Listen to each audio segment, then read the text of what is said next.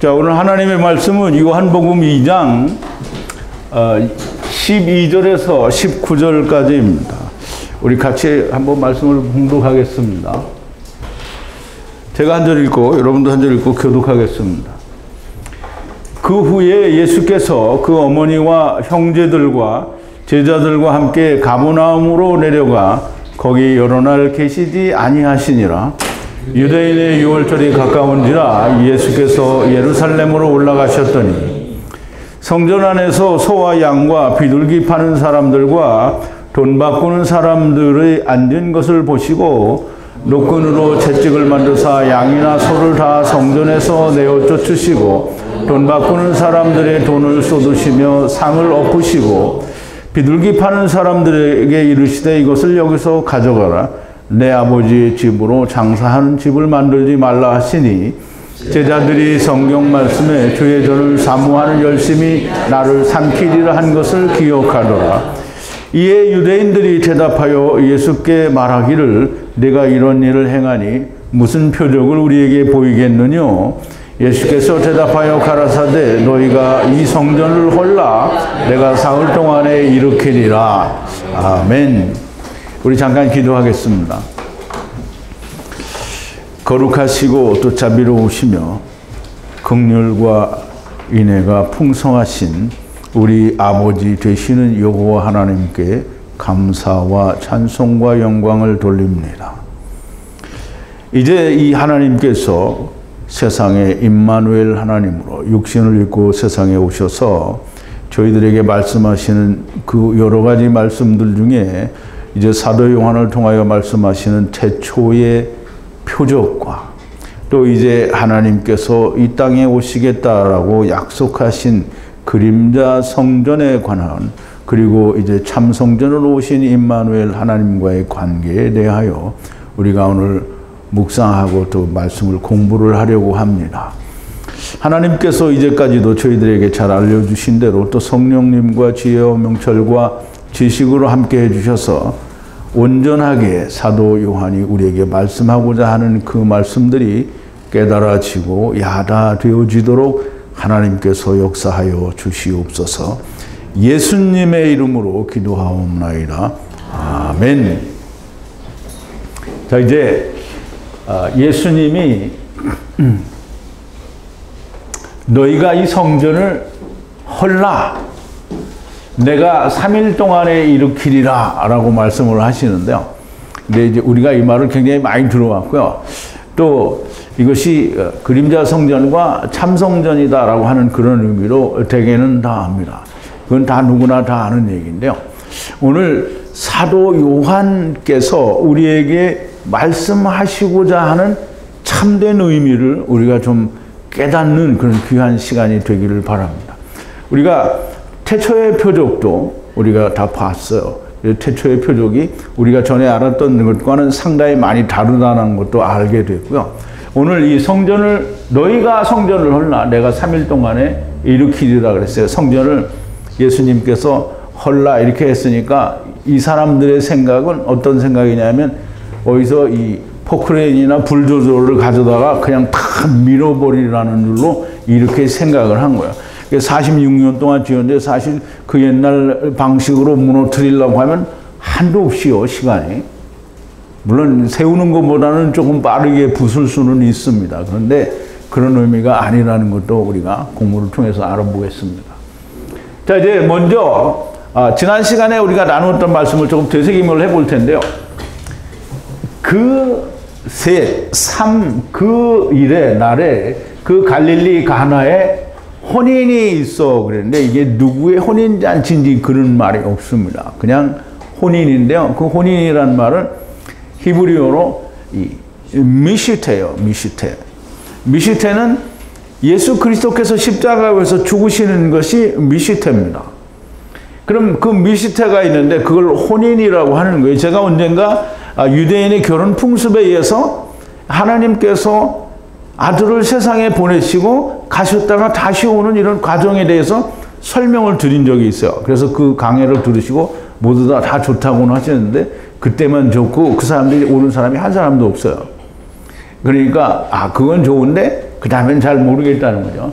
어쨌든 이 혼인이라고 하는 거는 예수님과 우리가 만나는 걸 혼인이라고 하는 거예요. 근데 예수님이 십자가에서 죽지 않으면 우리가 만날 수가 없습니다.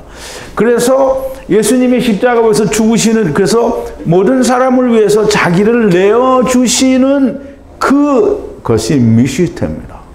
그래서 아브라함이 이삭이 장성하여 자기를 다른 사람에게 줄 만한 나이가 됐을 때 대연을 베풀었다고 하는데 그 대연이 미시테입니다. 미시테는 다른 말로 성소에 비추어 설명하면 슐한이 됩니다. 그럼 떡과 잔을 말하는 거예요. 그래서 이 미시테가 있었는데 이 미시테는 이스라엘 사람들을 향한, 천하 만민을 향한 미시테를 말하는 거예요. 그런데 그 어머니도 거기에 계시고 그랬어요. 그러면 예수님의 어머니잖아요. 그러니까 우리가 성경이 잘 연결이 안 되면 예수님의 어머니를 잘못 이해를 할 수 있어요. 예수님이 떠나야 되는데 아버지를 떠나서 세상에 왔어요. 그런데 또 어머니를 떠나야 돼요. 그래서 우리 창세기 2장 24절에 보니까 뭐라 했어요? 이러므로 남자가, 이씨가, 그리스도가 부모를 떠나, 그러면 부는 하나님이잖아요. 아버지를 떠나고, 그냥 어머니를 떠나야 되는데, 아담 이씨가 어머니가 어디 있어요? 어머니가 없잖아요. 그러니까 물론 어떤 종교에서는 하나님 어머니도 있다 이렇게 만들었는지 모르겠는데요. 거기서 어머니는 M이에요. M은 율법을 말한다고 했죠. 그래서 이 어머니도 계시고, 여기 어머니가 메테르인데요. 헬라어로는 메테르인데요. 이 은하철도 999에 나오는 메텔 그거 아니고요. 메텔, 어머니, 마더라는 뜻이에요. 그런데 히브리어로는 뭐라 그랬어요? M. 어머니도 거기 계시고 예수님의 제자들도 그 혼인의 부름을 받았다 이 말이에요. 그러면 어머니를 떠나야 되죠. 어머니를 떠나야 돼요. 반드시 떠나야 돼요. 자, 이제 예수님의 제자들도 그 혼인의 부름을 받았고요. 제자들도 부름을 받았다고 하니까 제자들만 부름을 받은 게 아니고요. 이 부름을 받았다는 말은 카라인데요. 히브리어로 카라입니다. 그런데 모든 네피시 아이들을 부른 거예요. 그러면 아담이 모든 새와 짐승과 또 이 모든 들짐승도 다 네게드로 하나님이 아담에게서 꺼냈어요. 그리고 다 데리고 왔어요. 그랬더니 아담이 어떻게 했어요? 그 이름을 다 불렀어요. 불렀다라는 걸 소환했다라는 거예요. 오라고. 그러면 하나님이 불렀으면 안 올 수 있어요? 없어요? 이유가 없어요. 무조건 와야 되는 거예요. 그 누구 안에서 와요? 나중 하나님 안에 다 오게 되는 거예요. 자, 이제 제자들도 부르시고, 제자들은 12제자만 말하는 게 아니고 그로 말미암아 믿는 모든 자가 제자가 되는 거예요. 그 혼인의 부름을 받았어요. 이 혼인 미시테는 예수 그리스도께서 자기의 양들을 위한 혼인이요 미시테가 됩니다. 포도주가 부족하니 포도주를 다 마셔서 더 마실 포도주가 없어서라는 말이 아닙니다. 포도주로는 가능하지 않은 거예요. 무슨 포도주요?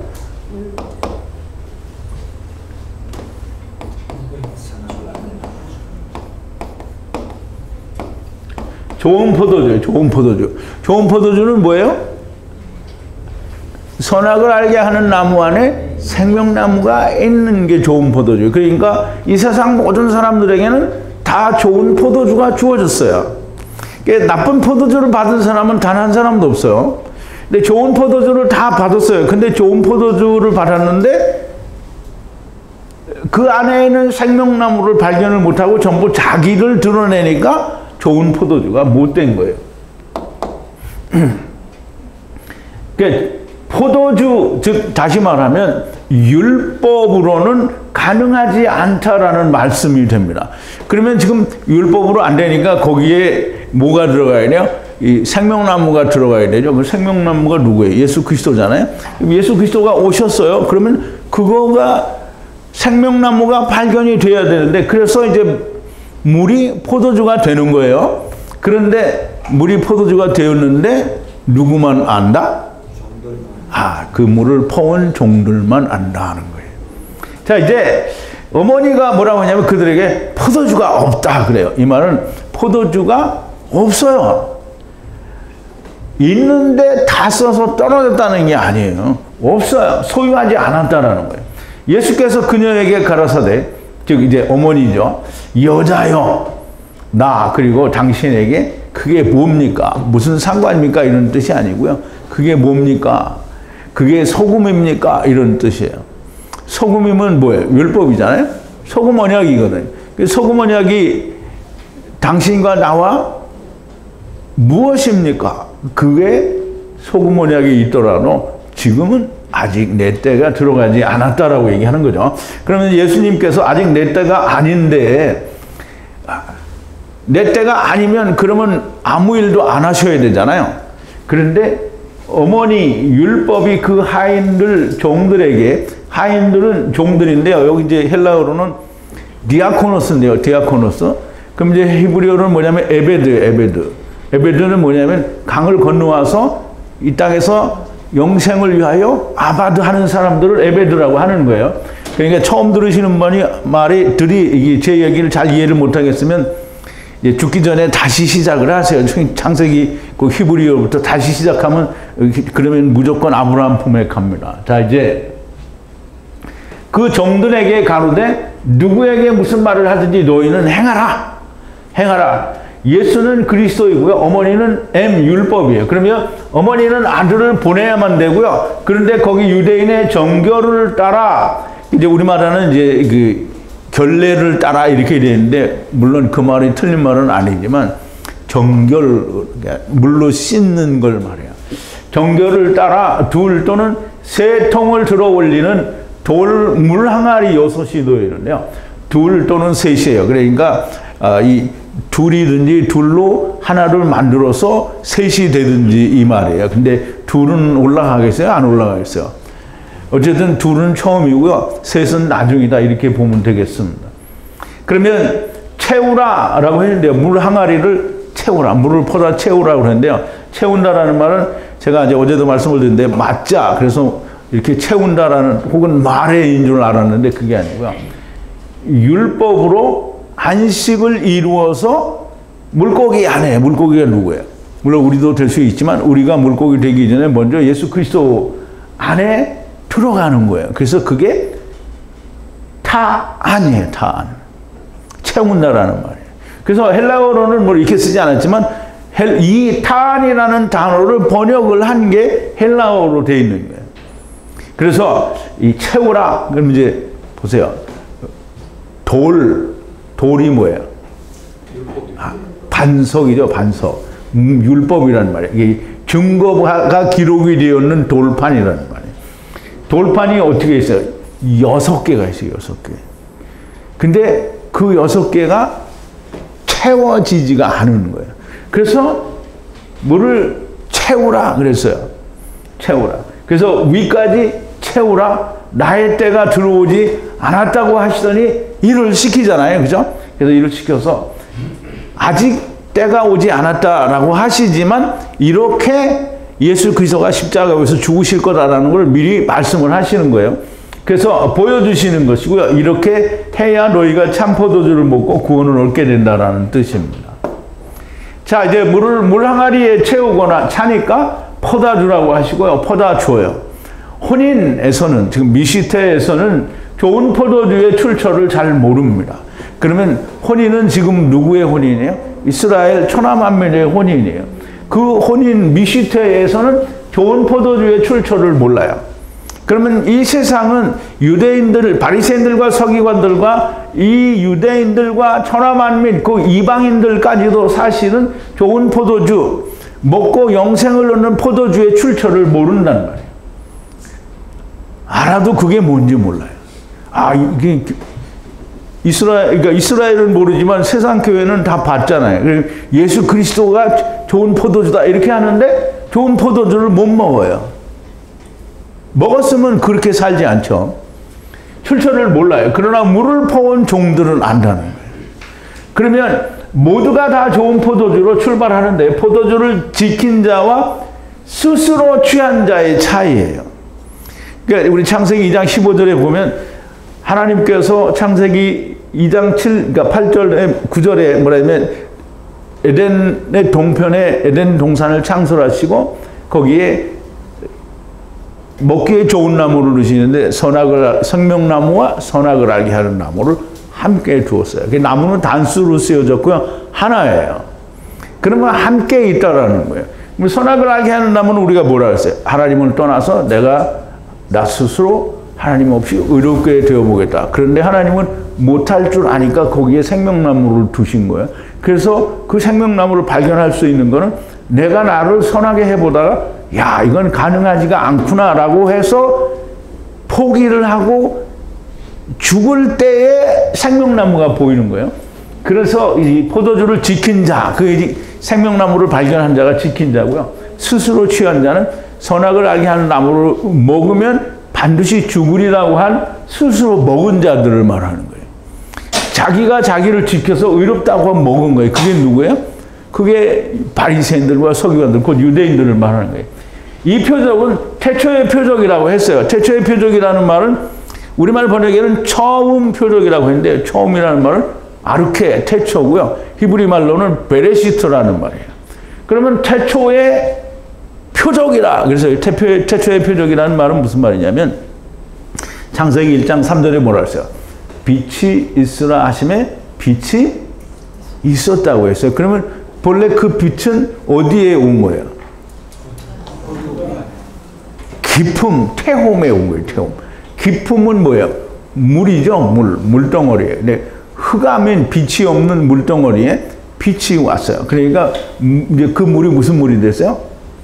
빛이 있는 물이 됐어요. 근데 이게 빛이 있는 물을 하나님이 위에 거하고 아래 거하고 나눴어요. 그런데 이 예수님이 창세기 1장 3절에 빛으로 오신 그 빛이 지금 포도주를 만드시는 역사를 통해서 우리가 보여주는 거예요.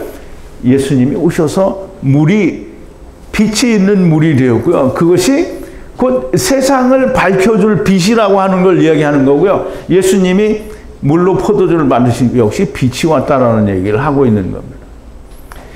빛이 곧 궁창 아래의 물이 생명의 물이 되게 하신 것이고요. 이 예수 그리스도께서 빛이요 말씀이요 만물의 근원이신 물이요 곧 하나님이시라는 얘기를 사도 요한은 요한복음 1장과 또 2장에서 여전히 이 창조의 하나님의 말씀에 비추어서 예수 그리스도를 설명하고 구원의 은혜를 설명하고 있는 겁니다. 자, 이제 12절인데요. 그렇게 가나의 혼인에서 태초의 표적을 이제 사도 요한이 설명을 하고 그리고 그리고 그의 어머니와 그리고 그의 형제들 그리고 그의 제자들과 함께 그 가버나움으로 내려가셨다가 그리고 거기서 많은 날을 머무르지 아니하시느니라 그랬어요. 자, 이게 무슨 말이냐면 이제 이게 헬라어에는 히브리하고 틀려서 그의 이제 그가 이제 정관사인데 그게 참 되게 많이 묻고요. 또 그냥 그의가 아니고 그냥 히브리어 같으면 그런데 대명사가 없어요. 이제 근데 여기는 항상 그의 영어로 말하면 히스라는 대여라는 뭐 이런 그 대명사가 항상 붙어 있어요. 그래서 그가 예수 그리스도께서 그리고 그의 어머니와 그리고 그의 형제들 그리고 그의 제자들과 함께 그 가버나움으로 내려가셨다가 그리고 거기 많은 날 머무르지 아니하시니라 그러는데요. 그럼 이제 가버나움에 우리 이거를 뒤에 배경을 우리가 이해를 하지 못하고 그냥 건너뛰면 가버나움으로 가셨다가 거기 많은 날 머무르지 않았다는 얘기를 사도 요한이 왜 했는지를 알아야 돼요. 이제 거기에서도 무슨 사건이 있는데 사도 요한은 그거를 생략을 했고요. 다른 복음서에 있는 거예요. 그러니까 다른 복음서에 있는데 사도 요한은 지금 거기에 갔다 오신 것을 생략하고 뭘로 가느냐 하면 성전 문제로 오는 거예요. 그럼 성전 문제를 얘기하려면 어디로 가냐면 예루살렘에 가야 되거든요. 그래서 이 어머니와 형제들과 제자들이 다 함께 이동한 것으로 보아 가버나움에서 하나님의 일을 하신 것을 우리가 너무나 명백하게 미루어 추측할 수 있는데요. 여기서는 설명해 주지 않고요. 다른 복음서에 나온 어떤 한 가지 사건이 있었던 것을 우리는 추측할 수 있고요. 다른 복음서를 볼 때 가버나움에서 예수님이 어떤 일을 하셨는지를 우리가 살펴볼 수 있습니다. 그런데 지금 오늘은 그거를 설명드리지 않고요. 오래 머무르시지 않은 것은 6월절이 가까워 예루살렘으로 올라가셔야 하였기 때문에 거기에 오래 머무르시지 않았다라는 그런 말씀을 하는 거예요. 자, 이제 13절인데요. 그리고 그 유대인 그 6월절이 가까웠어요. 그리고 그 예수께서 예루살렘으로 올라가셨더니 그랬어요. 자, 이제 그리고 그 유대인은 뭐 그냥 우리가 그를 다 빼도 되기는 해요. 그러니까 유대인의 6월절이라는 말인데요. 그 유대인의 그 6월절이 가까웠다. 그리고 그 예수께서 예루살렘으로 올라가셨더니 율법에 의하면 1년에 3차 이 하나님께서 하나님 앞에 보이라고 했어요. 그런데 우리가 꼭 그렇게 말하지 않아도 이제 알기는 알 텐데, 보이라고 하는 것은 이제 출애굽기 23장, 왜 117이 됐지? 17장인데, 17절인데. 17절입니다. 117절 아니. 자, 이제, 14절에서 17절까지로 얘기를 하는데요. 자, 이제, 너는 매년 3차 내게 절기를 지킬지니라 라고 얘기를 하는데요.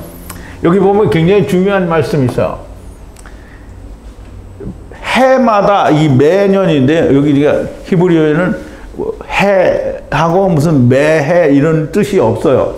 그냥 이 단어 안에 그런 의미가 있다고 봐야 돼요. 그래서 해마다, 앞에서 이미 말씀하신 게 있거든요. 해마다 새 절기를 지키라는 거예요. 지키라. 이게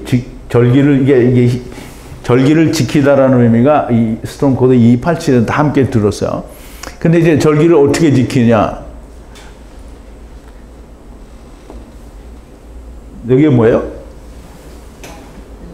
레겔. 발로 지키라는. 발로 지키라는 말은 뭐예요? 발이 뭐예요? 네 몸뚱이가 바로 오라는 거예요. 그래서 1년에 3차 발로 와서 지키라는 거예요. 그러니까 오늘도 우리가 하나님 말씀을 들을 때 발로 지켜야 되는 거예요. 하나님 말씀을 그냥 이게 어떤 유선을 통해서 듣는 게 아니고 발로 지켜야 됩니다. 자, 이제 지금 올라가시는 것은 3차 중에 6월절, 우리가 6월절이라고 하면 그냥 6월절이라고 생각하는데 사실은 6월절이나 무교절은 같은 말인데요. 이게 성경에서는 무교절이라고 말하는 때가 훨씬 더 많이 있어요. 6월절은 죽음의 사자가 넘어갔다는 거고요.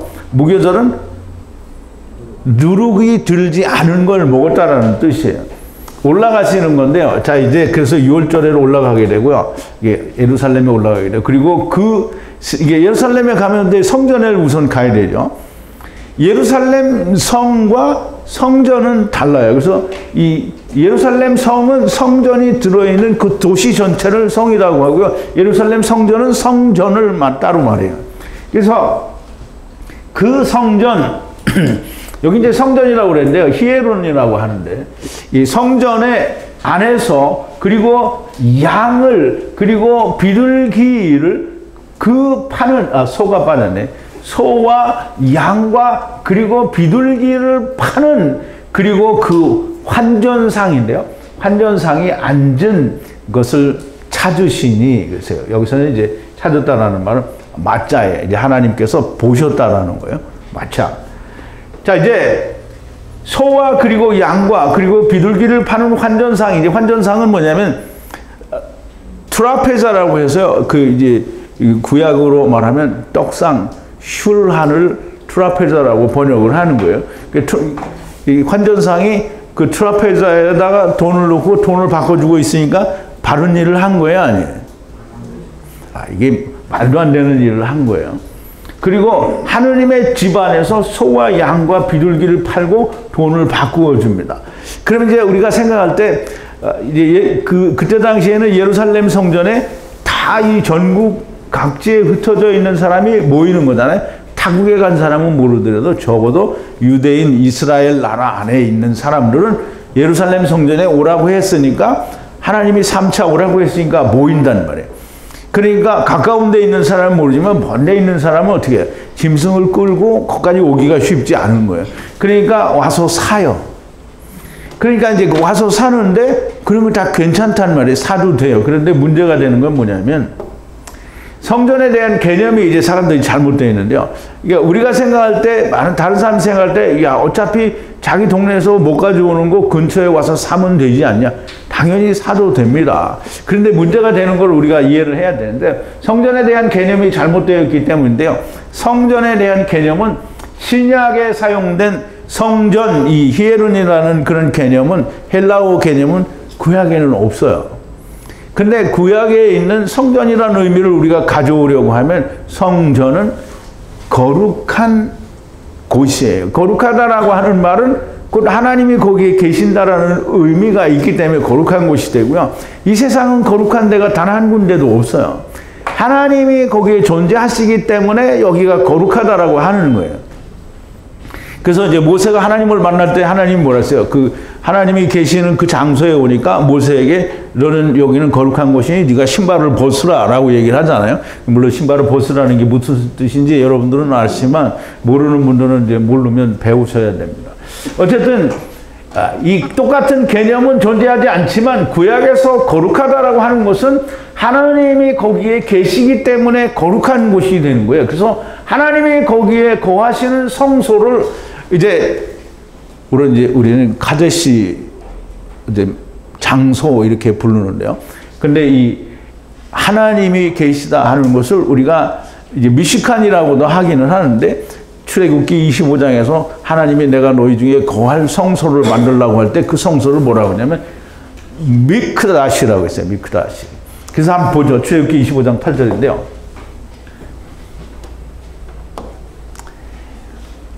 8절에 내가 그들 중에 거할 성소를 그들을 위하여 그들을 지켜 나를 위하여 줄 때 그랬어요. 그럼 이제 여기 성소인데요. 미크다시예요. 미크다시. 그러면 카다시인데 카도시는 이제 카다시라고도 하고 카데시라고도 하기도 하는데요. 물론 이제 모음에 따라서 위치에 따라서 조금 다르게 발음을 하는데요. 어쨌든 거룩하다라고 하는 카데시예요. 카데시. 그런데 그 거룩한 게 왜 거룩하냐면 하나님의 말씀이 와서 거룩하게 된 거예요. 그러면 하나님이 거기 이제 미크다시는 하나님이 거한다라고 했잖아요. 그럼 하나님이 거하는데 말씀이 왔기 때문에 거룩한 거예요. 그러면 그 말씀은 뭐예요? 태초에 말씀이 온 거죠. 예수 그리스도가 오신 거예요. 그게 여호와 하나님이 오셨다라는 말이고요. 그래서 이게 근데 미시칸이라는 말은 샤칸이라는 말과 말씀이라는 그 맴이 같이 붙어서 미시칸이 되는데 미시칸은 뭐예요? 거주한다 혹은 간음한다라는 건데요. 하나님이 세상에 간음하러 오셨다라는 의미가 함께 있다라고 우리가 설명을 했고 그렇게 배웠어요. 자, 이제 하느님이 계시기 때문에 거룩한데요. 그럼 이제 우리가 여러분 잘 생각을 해야 됩니다. 하나님과 함께 있는 사람이 하나님 안에서 딴 생각을 하고 있으면 돼요, 안 돼요? 근데 하나님의 집, 하나님 안에서 내가 우상을 섬기면 되는 거예요, 안 되는 거예요?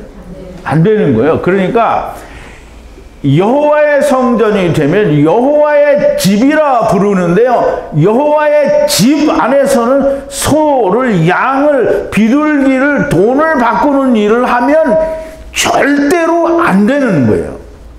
여호와 안에서는 어떻게 해요? 사람들이 들어가면 어떻게 해요? 다 죽어요. 죽은 자. 그래서 성소 안에서는 번제단에서 다 죽이는 일을 하는 거지 짐승을 가져와서 거기서 장사를 하면 안 되는 거예요. 장사를 하는 거는 아직 죽지 않았다는 거잖아요. 죽으려고 하는 시도조차도 없고 다른 일을 하는 거잖아요. 절대로 안 되는 일입니다. 여호와의 집, 여호와가 계신 곳 안에서는 사고 파는 환전, 땅, 세상의 일이 일어나면 안 돼요. 일어나도 성소 또는 성전 밖에서 일어나야 됩니다. 멀리서 온 사람이 못까지 오니까 사도 돼요. 사는데 성전 안에서 여호와의 집 안에서 그걸 하면 안 되는 거예요. 그래서 우리가 그림을 한번 볼게요.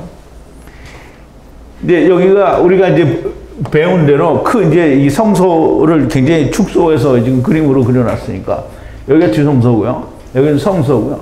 이 전체가 이제 이 큰 이스라엘의 성소, 그 뜰을 포함한 성소가 되는 거예요. 이 안에서는 번제단을 통해서 하나님께 드리는 자를 죽는 거예요. 그러니까 이 성소 안에서는 뭐 죽는 일만 일어나는 거예요. 그래서 뭐 물건을 사고 파는 일을 이 밖에서 이 성소 밖에서 하면 괜찮아요. 왜? 여기 있는 자가 일로 들어오는 거니까 여기서는 바꿀 수 있단 말이에요. 그런데 왜 일로 들어왔느냐? 일로 왜 들어왔느냐? 이게 참 이유가 있어요.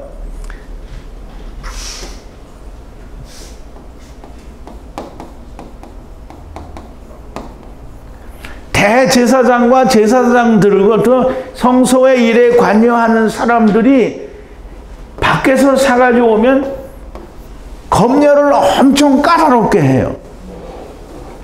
근데 하나님께 드리는 예물에 대해서 하나님의 이러이러한 예물을 드려라 이렇게 했잖아요. 그런데 이게 이제 자기들 눈으로 이건 된다 안 된다를 자기들이 결정하는 거예요. 대제사장과 그 무리들 자기들이 결정하는 거예요. 그러니까 이 장사치들이 뭘 하냐면 대제사장한테 뇌물을 줘요. 그리고 우리가 여기서 팔게 해달라. 그러면 들어와서 여기서 산 거에 대해서는 조금 흠이 있는 것 같아도 그냥 무조건 다 드려버려요. 왜냐하면 돈이 들어오니까. 이게 하나님의 성전에서 이거 하는 게 이게 마땅한 일이라고 생각이 돼요? 근데 만약에 이걸 그럼 뭐 그럴 수 있지 이렇게 말하는 사람이 있다면 그냥 음부로 가세요. 얼른. 자 이제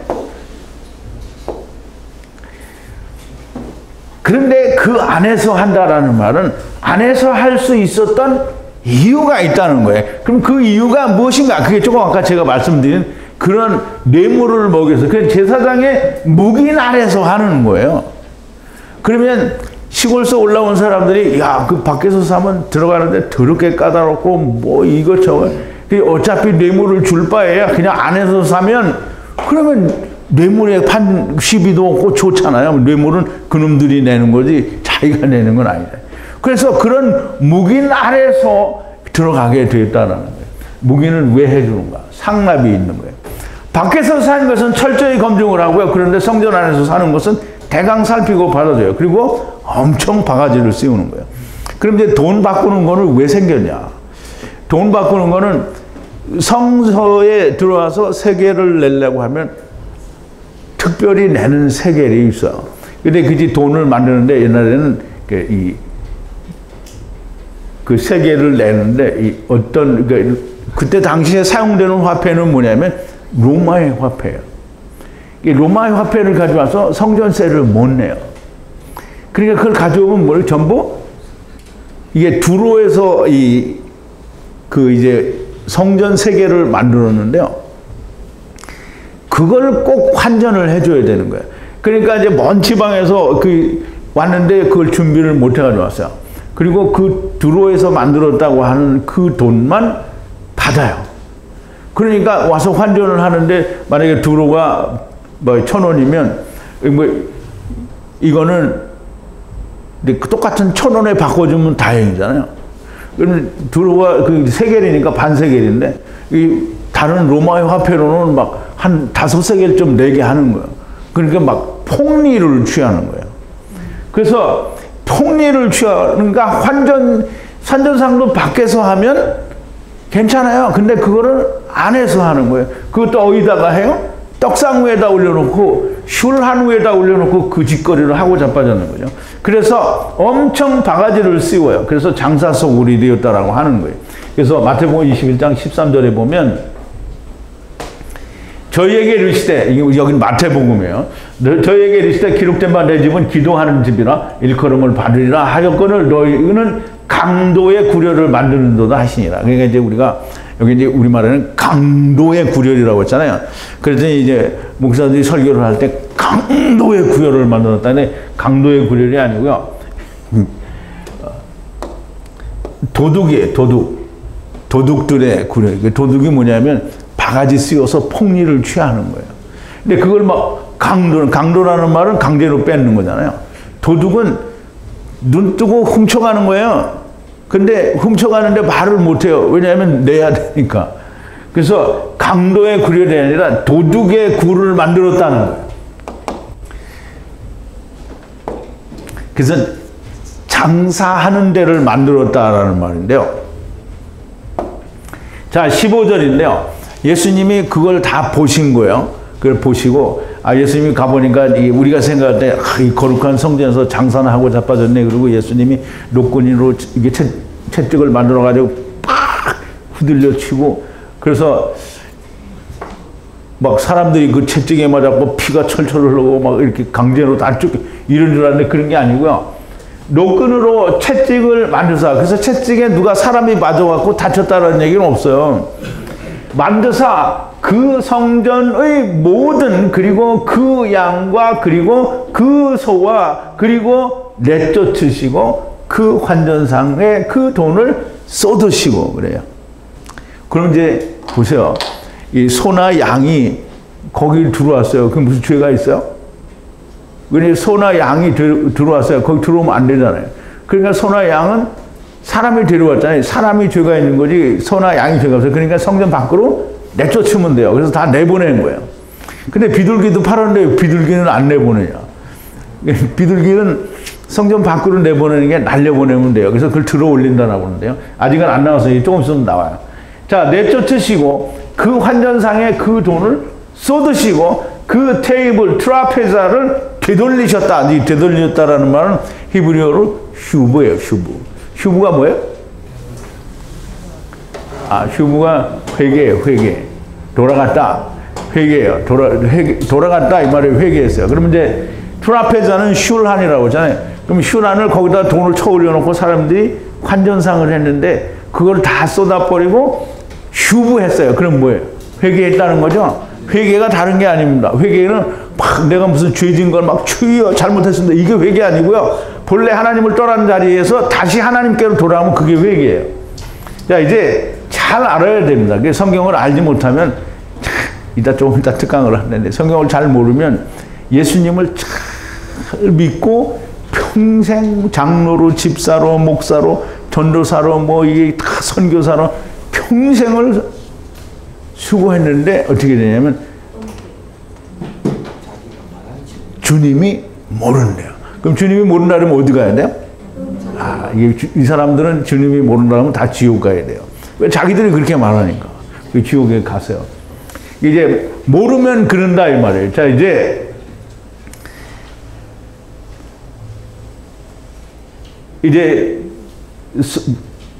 돈을 다 소를 내쫓으시고 그 환전상에 돈을 쏟으시고 테이블을 되돌리셨고요. 양과 소는 잘못이 없으니 밖으로 내쫓으시고 환전상에 돈을 쏟으시고 그 테이블을 되돌리셨어요. 테이블은 슐한인데요. 되돌렸다는 것은 슈브하였다라는 말이고요. 소와 양은 본래 있던 자리로 내보내고 테이블은 본래의 모습으로 회개시켰다라는 거예요. 회개라는 게 뭐 별게 아닙니다. 본래의 자리로 돌아가는 걸 말하는 거예요. 자, 이제 16절인데요. 그 비둘기는 파는 이에게 가라사대 이것들을 여기서 들어올리라. 그 나의 아버지의 집을 장사하는 곳을 만들지 말라 그랬어요. 물론 이제 복음서마다 조금씩 다 다른데요. 아까는 도둑의 굴을 만들었다고 그러는데 지금 예수님은 뭐라 하냐면 장사하는 곳을 만들지 말라는 거예요. 왜냐하면 내 아버지의 집은 뭐 만민의 기도하는 집이다 이렇게 얘기가 되죠.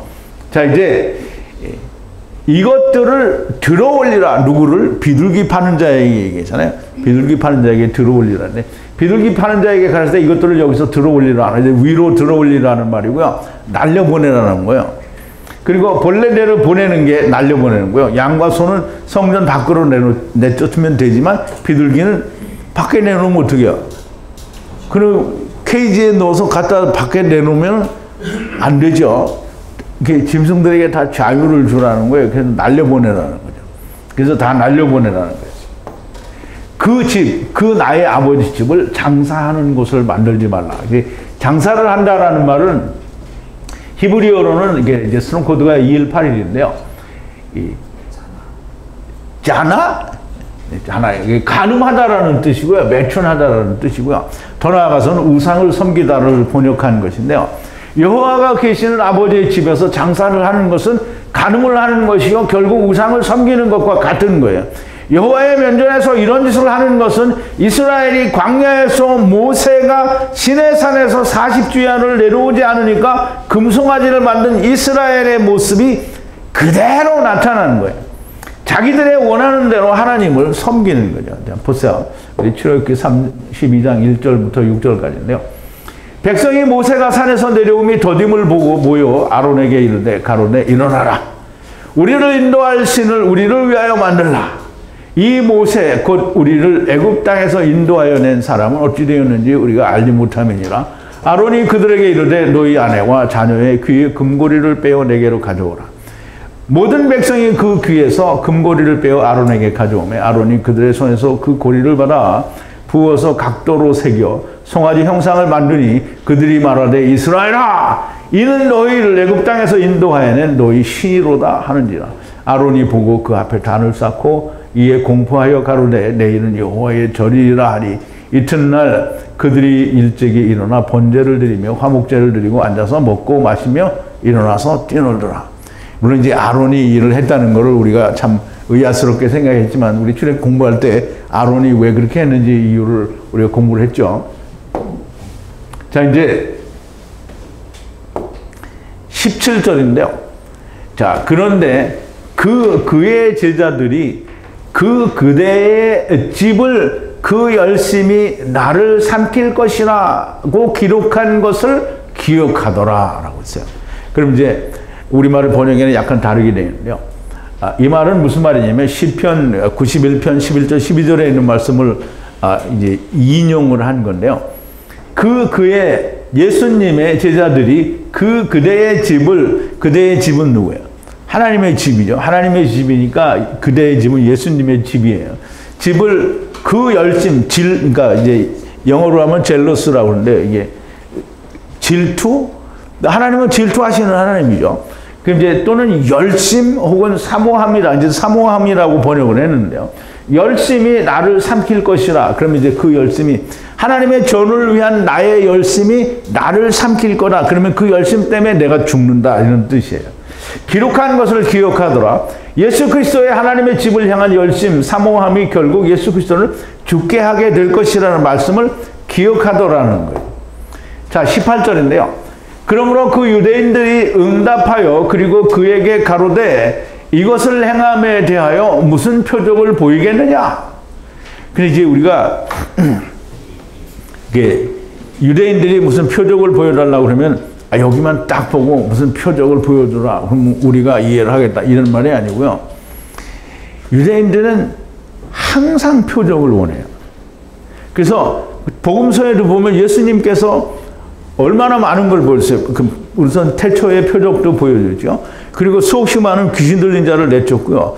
또 38년 된 병자, 12년 된 혈루병 환자, 또 12년 된 회당장 야이로의 딸, 그리고 예수님께서 보여주신 모든 기적은 다 표적이에요.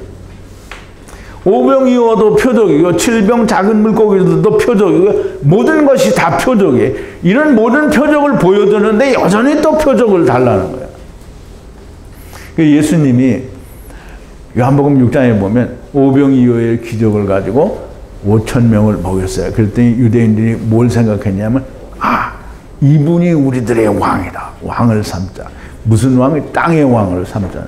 예수님은 땅의 왕으로 오지 않으셨으니까 그들을 피했어요. 그래서 이제 다른 데로 건너가게 되죠. 그래서 그때 쫓아오니까 이제 게네사렛을 지나서 가버나움으로 가게 돼요. 이제 가버나움에 가서 이제 복음을 전하는데 그 복음을 전하기는데 이제 일단은 사람들이 와야 되잖아요. 그래서 우리가 전에 말씀을 드린 대로 이 배가 디베라에서 오는 동안에 기다렸다가 이 사람들이 그 배를 타고 예수님이 있는 그곳으로 오게 되죠.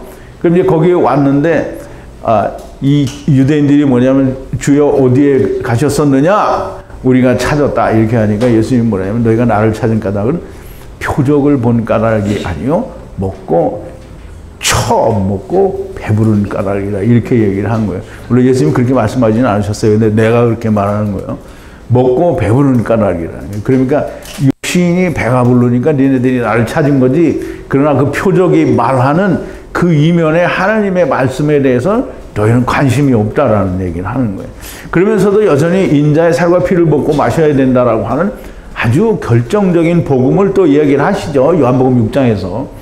자, 이제 이 사람들은 뭐 퍼뜩하면 표적을 보여달라는 거예요. 그래서 표적으로 얘기하는 게 나중에 예수님이 뭐라 하냐면 악하고 음란한 세대가 표적을 원하나 내가 저희에게 보여줄 표적은 요나의 표적밖에 없다. 요나의 표적이 뭐예요? 물고기 뱃속에서 사흘을 있다가 다시 나오는 거잖아요. 그럼 땅속에 죽었다가 사흘 만에 다시 살아나는 이 표적밖에는 보여줄 게 없다라는 거예요. 그 표적을 통해서도 모르게 되는 게 이스라엘인데 그거에 통해서도 모르면 정말 소망이 없는 겁니다. 자, 이제 무슨 표적을 보이겠느냐? 그러므로 유대인들이 응답하여 그리고 그에게 가로되 이것을 행함에 대하여 무슨 표적을 보이겠느냐? 유대인들은 광야에서부터 항상 표적을 원했어요. 하나님께서도 늘 하늘로부터 오는 표적으로 보여주셨어요. 그런데 그 표적이 말하는 목표를 찾아야 하는데 저들은 그 목표는 여호와의 주시는 것과 달라요. 뭐를 원하냐면 자기의 목표를 원하는 거예요. 그러니까 표적을 달라고 하는데 그 표적이 자기가 원하는 표적이 될 때까지 표적을 달라는 거예요. 자기들이 원하는 표적은 뭐예요? 땅의 왕이 되달라는 거예요. 그래서 예를 들어 오병이어에 5,000명을 먹이시니까 억지로 주님을 임금을 삼으려고 하는 거예요. 그러니까 자기들이 원하는 것은 뭐냐면 땅의 왕을 원하는 거예요. 그러니까 그거를 위한 표적을 보여달라는 거예요. 그래서 오병이어로 5,000명을 먹이고 나니까 야 바로 이거구나 라고 생각을 한 거예요. 땅의 임금을 원하였던 거고요. 자기들의 그 표적을 통한 그 목표는 땅의 왕이지 하나님이 주시고자 하는 하늘의 복이 아닌 거예요. 이들의 표적의 요구는 자기들이 원하는 것이 이루어질 때까지 요구할 것이고요. 또 이루어지면 또 보세요. 이스라엘이 그 이제 사사시대를 지나서 뭘 달라고 하냐면 자기들도 이방 나라와 같이 다 왕을 달라 이렇게 해서 왕을 줬어요. 예, 왕을 줬어요. 그러면 지금 예수님을 잡아서 자기들의 왕을 시키려고 하던 그 욕심을 하나님이 왕을 줬어요. 충족시켜 줬잖아요. 그러면 왕을 주면 하나님이 모르는 게 아니에요. 왕을 주면 또 더 많은 거를 원하게 돼 있어요. 그래서 하나님이 이들이 왕을 달라니까 뭐냐면 저들이 왕을 달라는 건 그 사무엘 보고 너를 버리는 게 아니라 나를 버리는 거다라고 얘기를 하셨단 말이죠. 이제 어쨌든 표적을 주어도 표적을 자기들이 원하는 표적을 주어도 또 더 많은 걸 요구하게 돼 있는 거예요. 끝없이 요구하게 되고요. 이런 인간들인 것을 아시고 악하고 음란한 세대가 표적을 원하나 요나의 표적밖에는 보여줄 표적이 없다라고 얘기를 하시죠. 자, 이제 마태복음 12장 39절인데요.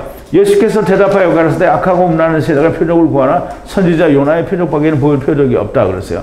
근데 항상 그 38절에 보니까 그때 서기관과 바리새인 중 몇 사람이 말하되 선생님이여 우리에게 표적을 보여주시기를 원하는.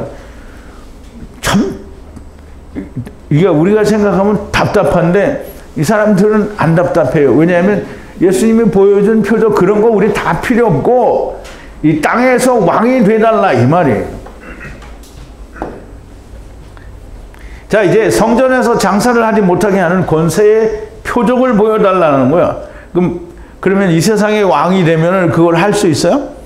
근데 이 인간들이 이 세상의 왕으로 와서 하지 말라 이렇게 하도 또 할 거란 말이죠. 자, 이제 19절인데요. 마지막 절입니다. 예수께서 응답하여 그리고 그들에게 가라사대 이 성소를 여기는 이제 히에론이라고 안 하고 나오스라고 했는데요. 성소를 물론 이제 성소 이게 지성소와 성소를 말하는 것 같아요. 폐지하라. 그리고 세 날 안에 그를 세우리라. 그는 여기서 이 뜻인데요. 이건 이제 성전을 말하죠. 저희가 성전을 폐지하면 3일에 그를 다시 세우리라. 세우리라는 말은 쿰이에요. 쿰. 다시 일으킨다, 세운다라는 뜻인데요. 자, 이제 예수께서 응답하여 그들에게 가라사대 그 성소 나오스를 폐지하라. 세 날 안에 그를 다시 내가 세우겠다라는 말인데요. 주님은 할 수 없거나 가능하지 않은 일을 말씀하거나 하라고 하시지 않은 거예요. 제가 서두에 말씀을 드렸는데 예수님이 너희가 이 성전을 다 부수라 이렇게 안 했어요.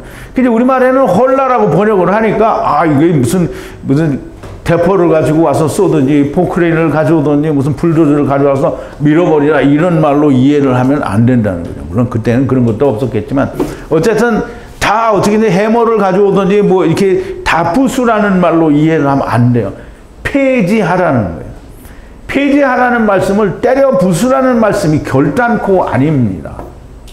성전을 해방하라 또는 놓아주라 또는 취소하라 또 폐지하라면 그 번역대로 그렇게 폐지하라는 번역이 안 나왔죠. 제가 쓴 대로 폐지하라는 뜻인데 부수라는 뜻은 전혀 존재하지 않아요. 주님의 말씀은 이제 성전을 놓아줄 때가 되었다. 참 하나님 곧 임마누엘 하느님이 오시니 이제 건물 성전에서 놓여라 해방되라 그림자 성전을 폐지하라는 말씀을 하신 거예요. 왜냐하면 더 이상 성전에서 제사를 드릴 일이 없기 때문에. 그래서 히브리서 10장 1절에 뭐랬어요? 율법은 장차 오는 좋은 일의 그림자요 참 형상이 아니므로 언제든지 나오는 자를 온전케 할 수 없는데 예수 그리스도가 멜기세덱의 반차를 쫓은 대제사장으로 당신을 제물로 삼아서 영원한 한 제사를 하나님께 드림으로 이제 더 이상 제사를 드릴 일이 없어졌으니까 성전은 존재할 필요가 없고 오직 그 일을 성전을 이루신 임마누엘 하나님 예수 그리스도를 통해서 하나님께 가기 때문에 성전이 필요 없는 거예요. 자, 이제 성전에서 해방되라 성전을 폐지하라는 말씀을 하신 것이지 다 두드려 부숴라 그럼 내가 다시 이걸 똑같이 짓겠다 이렇게 하신 게 아니라는 말이에요. 그러니까 이 사람들이 성전을 이게 46년 동안 지었는데 이것 부수면 네가 어떻게 짓겠냐 이거는 돌을 떡덩이가 되게 하라 또는 내게 절하라 성전 위에서 뛰어내리라 이 말을 그대로 이해를 하는 이런 사람들과 하나도 다르지 않은 거예요. 그래서 이 사람들이 얘기하죠. 이제 물론 오늘 본문에는 안 나오는데요. 이 성전이 46년 동안 지어질 것을 네가 어떻게 3일에 짓겠느냐라고 하는 거예요. 부수지 않아도 돼요. 너희가 그림자와 참 형상을 알면 됩니다. 그런데 몰라요. 결국은 부서져야 되죠. 그래서 하나님이 물론 의도적일 수도 있고 의도적이 아닐 수도 있는데요. 그건 없어져야만 됩니다. 그래서 예수님이 성전을 보여주려고 하는 제자들에게 마태복음 24장 1절 2절인데요. 예수께서 성전에서 나와서 가실 때 제자들이 성전 건물들을 가리켜 보이려고 나오니 그러니까 이제 제자들과 함께 가다가 성전을 다 볼 수 있는 위치에 가니까 성전을 그걸 보여서 이 성전이 어떻다라고 이제 지금 얘기하려고 딱 하는데 예수님이 콱 답을 이게 주댕이를 닥쳐라 이렇게는 안 하셨는데 주댕이를 확 꼬매고 이제 얘기를 하는 거예요. 대답하여 가라사대 너희가 이 모든 것을 보지 못하느냐 내가 진실로 너희에게 이르노니 돌 하나도 돌 위에 남지 않고 다 무너뜨리우리라. 그럼 이제 우리가 돌 하나도 돌 위에 남지 않고 다 무너뜨리리라 이 말을 우리가 따로 원어를 해석을 해야 되겠지만 오늘은 너희가 이 모든 것을 보지 못하느냐. 그럼 이제 예수님이 제자들이 이것을 전혀 볼 수가 없는데 보지 못하느냐 이렇게 물어보는 게 아니에요. 볼 수 있는데 못 본 거예요. 그러니까 다시 말하면 성전은 필요가 없고 이제 성전을 이루시고 나면 예수 그리스도로 말미암아 이루어져야 되는 걸 네가 보지 못하느냐 그 말이에요. 예수님이 점쟁이기 때문에 야, 얘 AD 70년경에 로마 군대가 들어와서 다 무너뜨릴 건데 너 그거 못 보냐 이 말이 아니죠. 그 무너뜨리면 어떡할 거야. 그러면 그렇게 무너질 거면 다시 세워야 되는 거잖아요. 예수님 얘기는 그 무너짐을 말하는 게 아니고 이 성전이 이제 예수님이 오셔서 그건 그림자요 참 형상이 와서 성전을 이루게 되는 것을 너가 보지 못하느냐 다윗법을 그렇게 오랫동안 지켜왔는데 보지 못하느냐 이 말이에요. 그러니까 이 말은 니고데모에게 네가 이스라엘 이게 물론 다음 주에 나오는데 다음 주에 이스라엘의 선생으로 이 모든 것을 알지 못하느냐 이 똑같은 말이에요. 이만큼 율법을 지켰는데 모르느냐 이 말이에요. 그래서 결국은 다 무너지게 되죠. 어떻게 무너지게 되냐면 누가복음 21장 이제 20절에서부터 22절인데요. 자 이제 너희가 예루살렘이 군대들에게 에워싸이는 것을 보거든 그 멸망이 가까운 줄 알라. 그랬어요. 그럼 이제 로마 군대가 예루살렘에 모여와가지고 그 예루살렘 성을 다 초토화를 시키죠. 그때에 유대에 있는 자들은 산으로 도망할지며 성내에 있는 자들은 나갈지며 촌에 있는 자들은 그리로 들어가지 말지어다. 이제 이 말은 또 따로 공부를 해야 돼. 많은 걸 얘기해야 되는데요. 이제 중요한 것은 이 날들은 기록된 모든 게 성경이죠. 그러니까 율법이라는 거예요. 이게 성경을 이루는 형벌의 날이라고 했어요. 그럼 이제 기록된 모든 것은 율법이잖아요. 그 율법을 이루는 거는 뭐예요? 율법을 이룬다라는 게 뭐냐고요? 그게 죽는 거잖아요. 그냥 형벌의 날이느냐 그랬어요. 그 제일 하느님이 막 몇천 년 동안 죽어라 이게 안 죽으니까 다 뒤져라. 그러니까 다 형벌의 날로 죽는 거예요. 그 이스라엘이 어떻게 됐어요? 멸망을 받았죠? 정말 우리가 이제 특강을 할 때 또 이 비슷한 얘기가 나오는데요. 형벌의 날이. 예수님께서 이제 참 성전을 주시겠다고 하시는데 돌이 떡이 되게 하라는 것처럼 당신의 생각을 우리에게 맞추는 절을 하라. 또 성전이 되기 전에 내려오셔서 우리가 죽지 않아도 되게 해달라는 마귀의 생각을 똑같이 가지고 이 성전을 하고 똑같이 새 성전을 짓는다라고 말하는 줄 생각을 하는 거예요. 저들의 생각은 변하지 않고요. 이스라엘은 지금도 자기들이 다 해놓고 기다리고 있어요. 그럼 이스라엘은 하나님 앞에서 하나님은 지금 성전을 다 헐었잖아요. 하나님이 성전을 다시 세워요, 안 세워요? 성전이 다시 세워진다는 기록이 없어요. 물론 에스겔서 40장에 나오는 성전이 있긴 한데 그것이 물리적으로 지워졌다라는 게 없어요. 그러므로 우리가 그 성전에 대해서 다시 해석을 해야 되는 거고요. 이스라엘은 지금 자기들이 성경에는 나와 있지 않는 성전을 지금 짓고 있잖아요.